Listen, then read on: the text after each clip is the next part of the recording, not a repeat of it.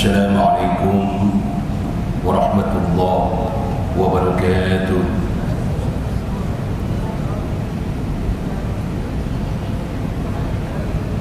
Innal hamdalillah nahmaduhu wa nasta'inuhu wa nastaghfiruh wa na'udzu billahi min shururi anfusina wa min sayyiati a'malina. Man yahdihillahu fala mudilla lahu wa man yudlil fala hadiya lahu. Asyhadu an la ilaha illallah wahdahu la syarika lahu wa asyhadu anna Muhammadan 'abduhu wa rasuluh. Allahumma shalli wa sallim wa barik wa tarham ala hadzal nabiyil karim war rasulil 'azim wa ala alihi wa sahabatihi wa man sara ala nahjihi wa da'a bi da'watihi amma ba'd. وقد قال تعالى في كتابه الكريم وهو أصدق القائلين: أعوذ بالله السميع العليم من الشيطان الرجيم بسم الله الرحمن الرحيم يا أيها الناس إنا خلقناكم من ذكر وأنثى وجعلناكم شعوبا وقبائل لتعارفوا إن أكرمكم عند الله أتقاكم. اللهم افتح بيننا وبين قومنا بالحق وبالفتح يا فتاح افتح قلوبنا وأنت خير الفاتحين. اللهم انصر إخواننا المجاهدين في فلسطين عن اليهود الظالمين. اللهم انصر إخواننا المجاهدين في كل زمان وفي كل مكان برحمتك يا أرحم الراحمين. Para bapak ibu saudara-saudara sekalian, para jamaah Masjid Al-Falah rahimakumullah. Syukur alhamdulillah, marilah kita haturkan kehadirat Allah Subhanahu wa taala atas segala nikmat dan karunia yang diberikan kepada kita sehingga kita dapat melaksanakan salat maghrib berjamaah, dilanjutkan dengan bersama-sama mengkaji di kajian ba'da maghrib. InsyaAllah tema yang kami angkat pada kesempatan kali ini adalah tema yang cukup penting dan harus kita fahami terkait dengan bagaimana kita membangun sikap tasamuh di dalam Islam. Para jemaah ikhwatal iman rahimakumullah, tasamuh seringkali dikonotasikan, diberi makna yang hampir mirip dengan toleransi di dalam bahasa Inggris. Para bapak ibu saudara-saudara sekalian, wacana kerukunan antar umat beragama bukanlah hal baru di dalam ajaran Islam. Sejak Islam ini diturunkan oleh Allah Subhanahu wa taala kepada Rasulullah Muhammad sallallahu alaihi wasallam, nilai-nilai kerukunan, nilai-nilai tasamuh yang dimanai dengan nilai-nilai toleransi diajarkan dan diimplementasikan di dalam kehidupan kaum muslimin di seluruh dunia. Bahkan Rasulullah Muhammad SAW pernah bersabda dalam sebuah hadisnya, "Man 'ada dhimmiyan faqad 'adan." Barang siapa yang kemudian memusuhi orang-orang ahlu dhimmah, orang kafir yang hidup dan sepakat berdampingan di dalam daulah Islamiyah, kepemimpinan Islam. Kalau ada orang muslim yang membenci orang-orang ahlu dhimmah, orang kafir yang ingin hidup berdamai dengan kaum muslimin, faqad 'adani, maka itu artinya sama saja dengan memusuhi Rasulullah sallallahu alaihi wasallam. Nauzubillah min dzalik. Dalam redaksi lain, man 'ada dhimmiyan wa ana khasmuhu yaumal qiyamah. Barang siapa yang kemudian membenci, memusuhi orang-orang ahlu dhimmah, maka kelak nanti dia akan menjadi musuhku di hari kiamat. Nauzubillah min dzalik. Jadi toleransi, tasamuh ini sudah diajarkan oleh Rasulullah Muhammad SAW, tidak hanya sekadar teori, tetapi kemudian dipraktekkan di dalam kehidupan sehari-hari. Dan itu diikuti oleh kaum muslimin zaman sahabat, tabi'in hingga hari ini. Karena memang sikap toleransi itu diajarkan dan diimplementasikan di dalam kehidupan kita sehari-hari. Di mana saja kaum muslimin ketika dia mayoritas, maka dia akan menjamin kebebasan beribadah. Kebebasan orang-orang non-muslim yang hidup berdampingan dengan kaum muslimin dijamin kebebasannya.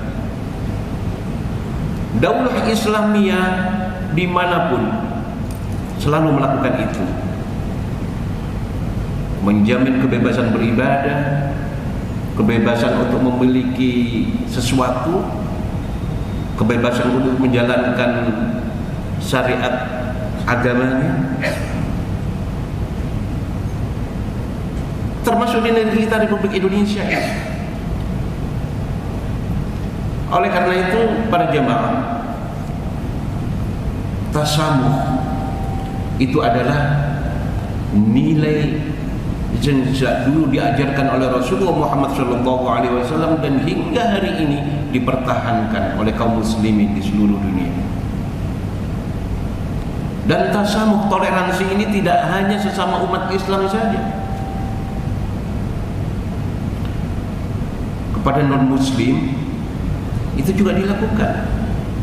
Tetapi ada kondisi yang terbalik, saudara-saudara sekalian, ikhwatul iman rahimakumullah.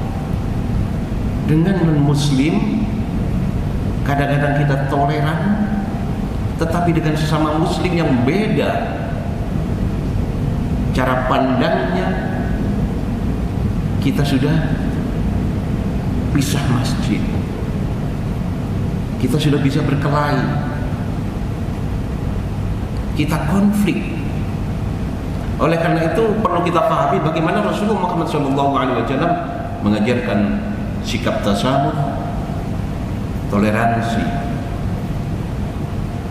yang koridornya adalah toleransi antar umat beragama, agama yang berbeda itu toleran, saling menghormati, saling menghargai, saling memahami, sepakat di dalam perbedaan masing-masing dengan tidak mencampur adukan ajaran agama.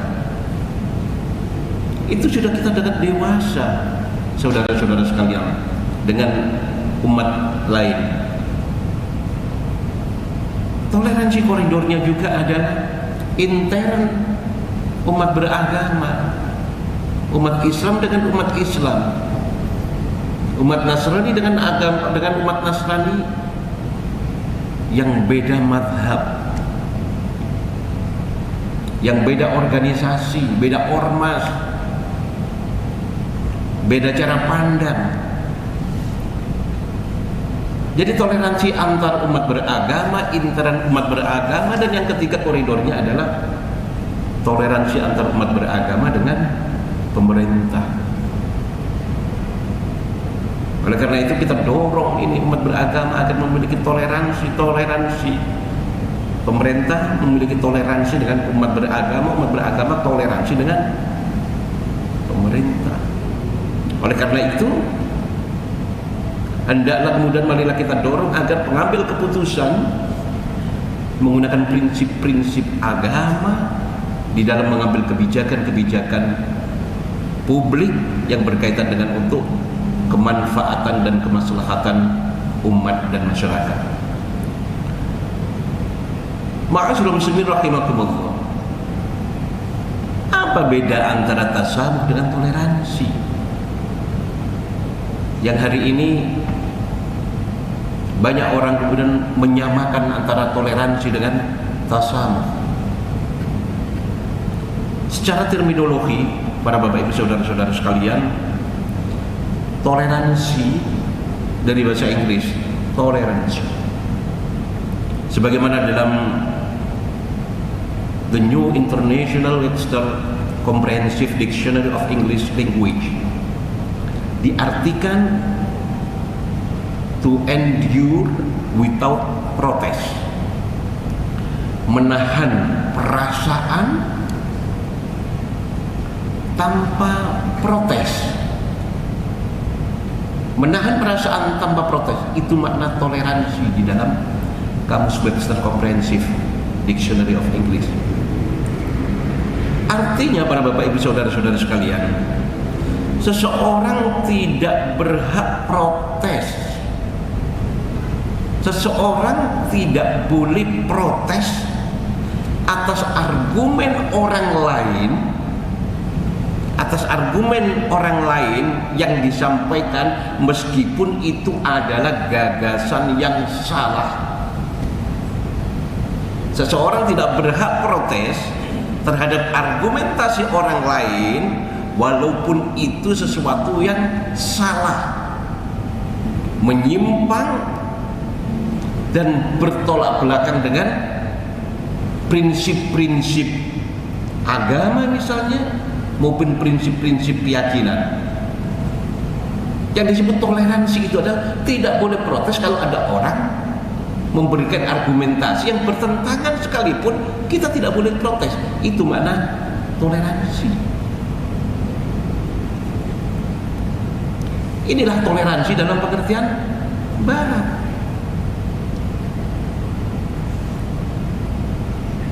Para bapak ibu saudara-saudara sekalian, sementara kalau kita lihat di dalam Kamus Al-Muhit, ya, Islam mengartikan toleransi dengan istilah tasawuf. Ya, Islam diartikan sama dengan tasawuf. Padahal kalau kita telisik para bapak ibu saudara-saudara sekalian di dalam Kamus Al-Muhit, istilah tasawuf memiliki arti tasyahul. Apa itu tasyahul? Kemudahan, memudahkan. Artinya apa? Islam memberikan kemudahan bagi siapa saja untuk menjalankan apa yang ia yakini sesuai dengan ajaran agama masing-masing tanpa ada tekanan dan tidak mengusik ketauhidan. Artinya apa? Tasamuh itu artinya sama dengan tasawul, kemudahan, yang maknanya adalah Islam memberikan kemudahan bagi siapa saja untuk menjalankan ajaran agama, syariat agamanya yang ia yakini sesuai dengan ajaran agama masing-masing tanpa ada tekanan dari pihak manapun, selama itu tidak mengusik ketauhidan.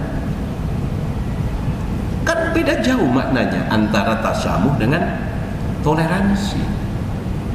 Tetapi kemudian diberi makna yang sama, tasamuh ada toleransi.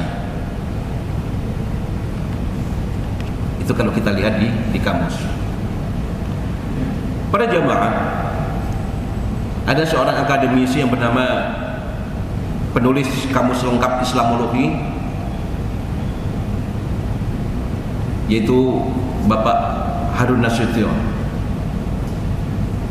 Beliau seorang akademisi. Beliau mengatakan bahwa toleransi itu meliputi beberapa hal. Toleransi meliputi beberapa hal. Yang pertama, mencoba melihat kebenaran yang ada di luar agama yang lain. Mencoba melihat kebenaran yang ada di luar agama lain. Artinya para bapak ibu saudara-saudara sekalian, dalam perspektif ini menurut seorang akademisi Pak Harun Nasution, beliau percaya bahwa kebenaran tidak hanya ada di dalam agama yang beliau peluk. Kalau kita memaknai berdasarkan perspektif beliau, kita percaya bahwa kebenaran itu tidak hanya pada agama yang kita yakini, yakni agama Islam. Ada kebenaran-kebenaran lain yang juga dimiliki oleh selain agama Islam.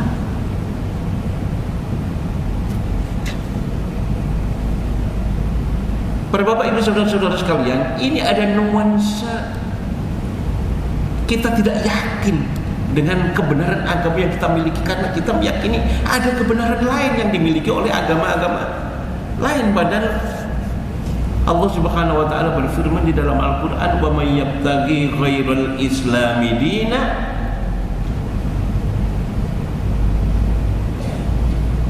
falan yuqbala minhu wa fil akhirati minal khasirin." Barang siapa yang kemudian tidak menjadikan Islam, yang menjadikan ghairal islami dina, barang siapa yang mengambil selain Islam sebagai din, sebagai agama yang dia yakini kebenaran, yang dia peluk, falam yuqbala minhu, dan itu tidak akan diterima oleh Allah, wa fil akhirati minal khasirin, dan di akhirat kelak dia akan menjadi orang-orang yang merugi.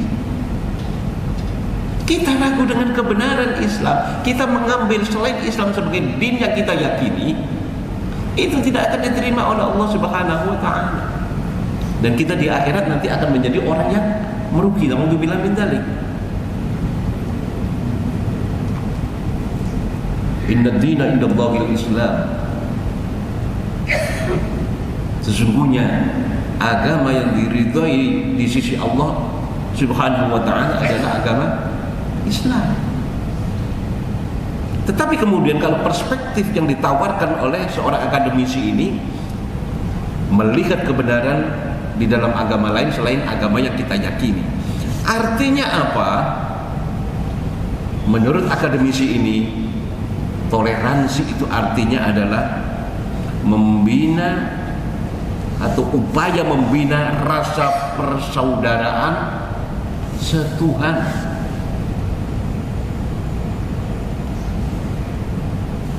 Definisi ini sepertinya syarat akan faham pluralisme agama,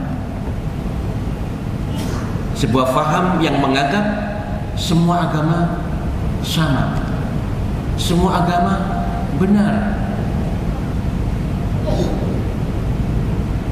Kenapa bisa dikatakan begitu? Majelis Ulama sejak tahun 2005 mengeluarkan fatwa tentang kebatilan faham sekularisme, liberalisme, dan pluralisme agama. Nah, definisi yang ditawarkan itu adalah sangat kental dengan nuansa pluralisme agama ini. Kenapa begitu? Pertama, beliau ingin merelatifkan nilai kebenaran itu sendiri, seolah-olah kebenaran itu berdasarkan perspektif kita masing-masing. Tidak ada kebenaran mutlak, karena sesuai dengan apa yang kita yakini masing-masing. Kebenaran itu relatif. Para bapak ibu saudara-saudara sekalian, yang kedua, ada upaya untuk kemudian menyamakan Tuhan agama-agama. Ini perspektif seorang akademisi yang cukup kental dengan nilai-nilai faham sekularisme, pluralisme agama. Sekarang coba kita lihat bagaimana kemudian Syekh Muhammad Yusuf Al-Qaradawi memberikan makna terhadap tasyamuh atau toleransi yang dipaksakan agar memiliki makna yang sama ini. Di dalam kitab Ghair al-Muslimin fil Mujtama' al-Islami, Syekh Dr. Muhammad Yusuf Al-Qaradawi memberikan makna tentang tasawuf itu adalah keyakinan terhadap kemuliaan manusia, apapun agamanya, apapun bangsanya, dan apapun nilai-nilai kerukunan yang dibinanya. yakni keyakinan terhadap kemuliaan manusia, apapun agamanya, apapun etniknya, apapun bangsanya, apapun upaya-upaya untuk membina kerukunan yang mereka miliki. Itu di dalam pemikiran Syekh Dr. Muhammad Yusuf Al-Qaradawi. Artinya para bapak ibu saudara-saudara sekalian, para jamaah yang dimuliakan Allah Subhanahu wa taala, tasamuh itu adalah keyakinan bahwa Allah Subhanahu wa taala memerintahkan kepada kita untuk berbuat adil, mengajak kepada kita untuk memiliki budi pekerti yang mulia, mengajarkan kepada kita untuk membina sikap rukun, saling menghormati, saling menghargai, meskipun kepada orang musyrik, meskipun kepada orang kafir. Tetapi kita kemudian diajak untuk berbuat adil, mengajak pada budi pekerti yang mulia, membangun kerukunan walaupun kepada orang non muslim. Itu menurut Syekh Muhammad Yusuf Qaradawi. Para bapak ibu saudara-saudara sekalian, antara toleransi dalam pandangan barat memiliki perbedaan yang sangat mendasar dengan konsep tasamuh di dalam Islam. Di mana letak perbedaan yang mendasar itu? Terletak pada konsekuensi berkeyakinan di dalam beragama. Di satu sisi toleransi ingin merelatifkan nilai-nilai kebenaran di dalam beragama, sedangkan tasamuh justru untuk meyakini kebenaran yang hanya berasal dari Allah Subhanahu wa taala saja. Itu bedanya. Yang kedua, toleransi ala barat merupakan sikap menahan tanpa protes meskipun di dalam hal kebaikan dan juga di dalam kesesatan, ya, juga di dalam penyimpangan dan lain sebagainya, baik dalam kehidupan sosial, bermasyarakat maupun di dalam berkeyakinan. Sementara di dalam Islam kehidupan bermasyarakat menerapkan konsep tasamuh yang artinya memberikan kemudahan kepada orang lain yang tidak mengusik keimanan umat Islam. Pertanyaannya, kalau itu mengusik keimanan umat Islam, apakah kemudian perlu ditoleransi? Inilah batas-batas toleransi. Para bapak ibu saudara-saudara sekalian yang dimuliakan Allah Subhanahu wa taala, terkait dengan tasamuh, terkait dengan toleransi antar umat beragama, Al-Quran memiliki prinsip-prinsip yang bisa kita jadikan sebagai referensi. Prinsip yang pertama adalah bahwa Allah Subhanahu wa taala menciptakan umat manusia adalah umat yang satu. Allah Subhanahu wa taala berfirman di dalam surat Al-Baqarah ayat 213, A'udzu billahi samil 'alim minasy syaithanir rajim. Kana an-nasu ummatan wahidatan fab'atha Allahu an-nabiyyina mubasysyirin wa mundzirin wa anzala ma'ahumul kitaba bil haqqi liyahkuma bainan nasi fi ma ikhtalafu fi. Para bapak ibu saudara-saudara sekalian, Allah Subhanahu wa taala berfirman bahwa sesungguhnya manusia itu adalah umat yang satu. Kana nasu ummatan wahidah. Manusia adalah umat yang satu.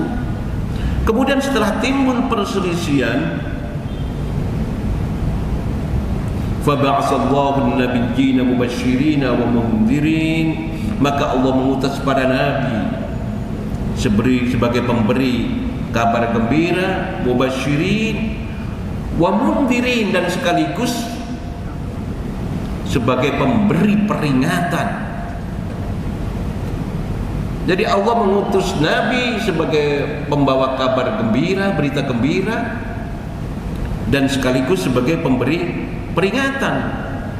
Wa anzala ma'ahumul kitaba bil haqq, dan Allah menurunkan bersama mereka para nabi itu kitab yang benar, menurunkan kitab dengan benar, bil haqqi liyahkuma bainan nasi fi makhtalafu fi, untuk memberikan keputusan di antara manusia tentang perkara-perkara yang mereka selisihkan. Jadi ini prinsip pertama, bahwa sesungguhnya kita itu adalah umat yang satu. Kemudian terjadi perselisihan, timbul konflik, timbul perbedaan cara pandang, paradigma, worldview, dilatar belakangi oleh latar belakang sosial ekonomi, latar belakang pendidikan, latar belakang kultur, local wisdom dan sebagainya. Kemudian terjadilah penyimpangan-penyimpangan, maka Allah mengutus Nabi sebagai pembawa berita gembira dan sekaligus sebagai peringatan dengan membawa kitab dari Allah Subhanahu wa taala. Itu prinsip yang pertama. Yang kedua, para Bapak Ibu saudara-saudara sekalian, prinsip yang kedua bahwa Al-Quran mendorong kepada kita untuk membudayakan, mentradisikan, membiasakan yang namanya ta'aruf, saling mengenal di antara pihak. Jadi saling mengenal antara saya dengan Anda. Saling, artinya ada timbal balik, saling mengenal. Di dalam surat Al-Hujurat ayat 10, Allah Subhanahu wa taala berfirman, a'udzubillahi minasyaitonir rajim. Ya ayyuhan nasu inna khalaqnakum min dzakarin wa unsa wa ja'alnakum su'uban wa qabaila lita'arafu inna akramakum indallahi atqakum. Wahai manusia, sesungguhnya kami menciptakan kamu dari seorang laki-laki dan seorang perempuan.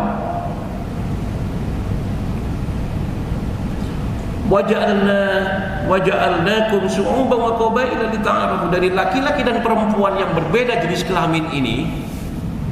Ini penegasan Allah Subhanahu wa taala bahwa Allah menciptakan manusia dari laki-laki dan perempuan. Ini dapat kita jadikan sebagai dasar bahwa hubungan interaksi pernikahan, ya, Allah menciptakan manusia dari jenis laki-laki dan perempuan, tidak ada jenis lain. Oleh karena itu, kalau ada orang yang mengatakan bahwa ada jenis ketiga, yakni LGBT, ini cara pandang dan pemikiran yang tersesat. Beberapa waktu yang lalu ada seorang menteri koordinator yang kemudian mengatakan bahwa LGBT itu adalah ciptaan Allah, itu karunia Allah. Dan ini sangat bertentangan dengan ayat ini. Inna khalaqnakum min dzakarin wa unsa, laki dan perempuan. Wa ja'alnakum syu'uban wa qabaila lita'arafu, dari laki-laki dan perempuan itu kemudian terjadilah pernikahan.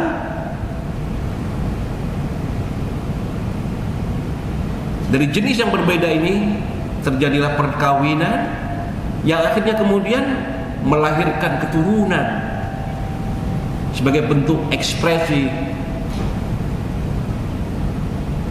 manusia yang berbeda jenis diciptakan oleh Allah ini. Kemudian jadilah mereka berbangsa-bangsa dan bersuku-suku, syu'uban wa qabaila.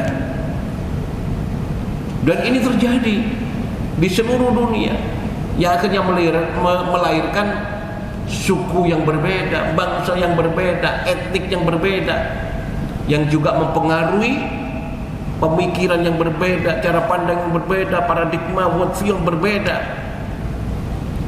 Sehingga kemudian kita dituntut untuk kemudian lebih dewasa, lebih bijak untuk menilai perbedaan-perbedaan yang ada di antara kita. Karena apa? Walaupun dari laki-laki dan perempuan yang sama, tetapi kemudian lahirlah suku dan bangsa yang berbeda-beda. Kenapa Allah menciptakan manusia itu berbangsa-bangsa dan bersuku-suku? Di Indonesia saja ada berapa ratus etnik, ada berapa ratus suku. Ada suku Jawa, ada suku Madura, ada suku Sunda, ada suku Dayak. Apalagi di seluruh dunia, luar biasa banyak. Lita'arafu, dengan berbeda-beda bangsa dan suku itu agar kalian saling mengenal. Bagaimana kita mengenal saudara kita dari suku Jawa, dari suku Sunda, suku Madura? Mereka memiliki gaya, memiliki style, memiliki worldview, memiliki paradigma yang berbeda-beda. Cara berpikirnya, cara bicaranya, gayanya, lifestyle-nya beda-beda. Sehingga kemudian lita'arufu, agar kita saling mengenal. Inna akramakum indallahi atqakum. Sesungguhnya yang paling mulia di sisi Allah di antara kamu orang-orang yang berbeda bangsa, orang-orang yang berbeda suku adalah orang yang paling bertakwa. Ukurannya adalah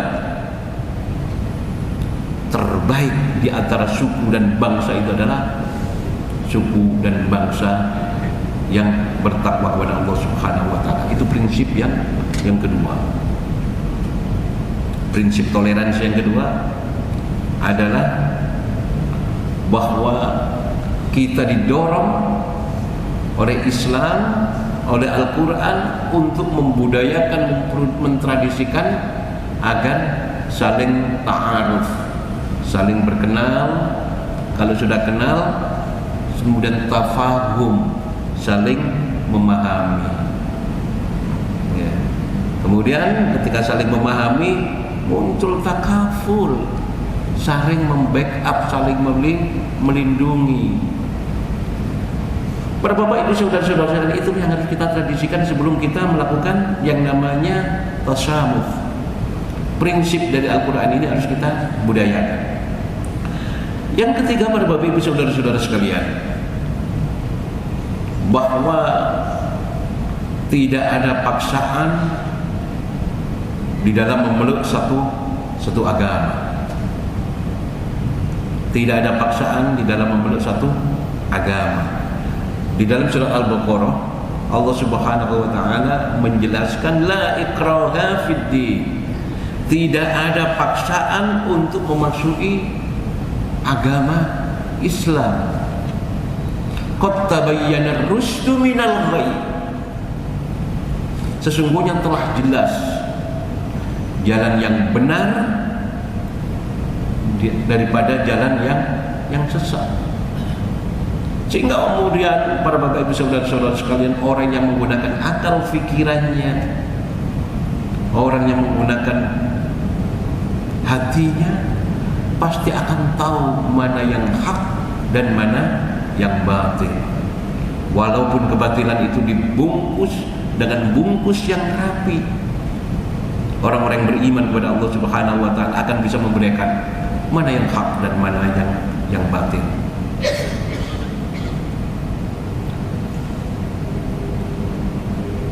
Para bapak ibu saudara-saudara sekalian, di negara kita tercinta Republik Indonesia ada SKB 2 Menteri Agama dan Menteri Dalam Negeri terkait dengan penyiaran agama. Ini sesungguhnya mengimplementasikan apa yang telah Allah Subhanahu wa taala firmankan di dalam Al-Quran ini, bahwa tidak ada paksaan di dalam beragama. Bunyinya adalah dilarang menyiarkan agama kepada orang yang sudah beragama. Dilarang memberikan pemberian sesuatu kepada orang yang diharapkan orang yang diberi itu kemudian agar mengikuti agama yang dia serukan. Ini melanggar aturan.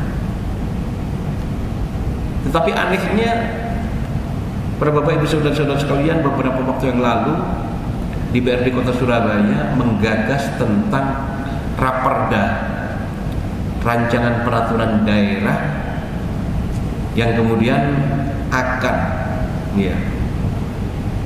bunyinya adalah akan mempersoalkan orang yang menolak pendirian rumah ibadah. Raperda penolakan pendirian rumah ibadah. Ini cukup aneh, padahal ada SKB 2 Menteri nomor 9 dan nomor 8 yang mengatur tentang bagaimana mekanisme pendirian rumah ibadah, dan itu jelas, gamblang, rigid. Ya. Jadi proses pendirian rumah ibadah itu ada aturannya, harus mendapatkan rekomendasi dari 60 tokoh. Harus ada minimal 90 orang yang akan menggunakan rumah ibadah itu. Tidak boleh kemudian menghalalkan dengan segala cara, memanipulasi dukungan dari tokoh, memanipulasi orang yang akan menjadikan rumah ibadah yang didirikan itu sebagai tempatnya, sehingga kemudian menghalalkan segala cara. Kerja bakti dibikinkan absen, dikasih kosongan, tahu-tahu dipakai untuk rekomendasi pendirian rumah ibadah, dan itu terjadi, dan itu bukan rahasia lagi. Sehingga kemudian ada lembaga namanya FKUB, Forum Kerukunan Umat Beragama. Ini sudah ada aturannya, tapi kemudian muncul raperda untuk kemudian mempersoalkan orang yang melakukan penolakan terhadap penurunan rumah ibadah.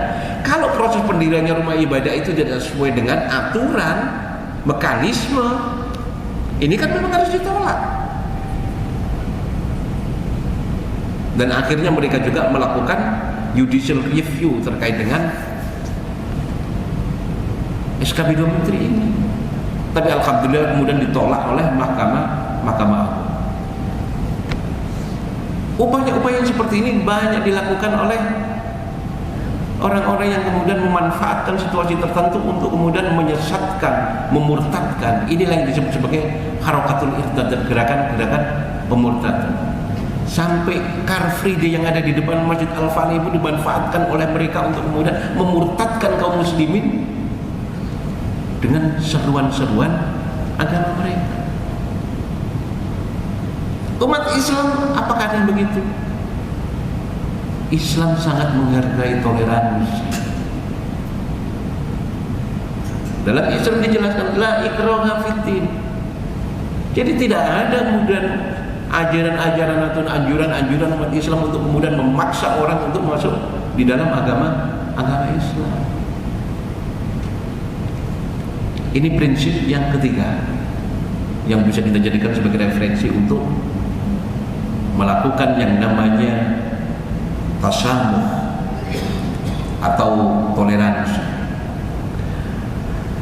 Prinsip yang keempat, para bapak ibu saudara-saudara sekalian, para jamaah yang dimuliakan Allah Subhanahu wa taala, menjunjung tinggi prinsip-prinsip keadilan. Di dalam surat Al-Maidah ayat 8, a'udzubillahi minasyaitonir rajim, ya ayyuhalladzina amanu kunu qawwamina lillahi syuhada'a bil qist wa la yajrimannakum shana'anu qaumin 'ala alla ta'dilu i'dilu huwa aqrabu littaqwa. Wahai orang-orang yang beriman, hendaklah kamu jadi orang-orang yang selalu menegakkan kebenaran karena Allah. Kunu qawwamina lillahi syuhada'a bil qist.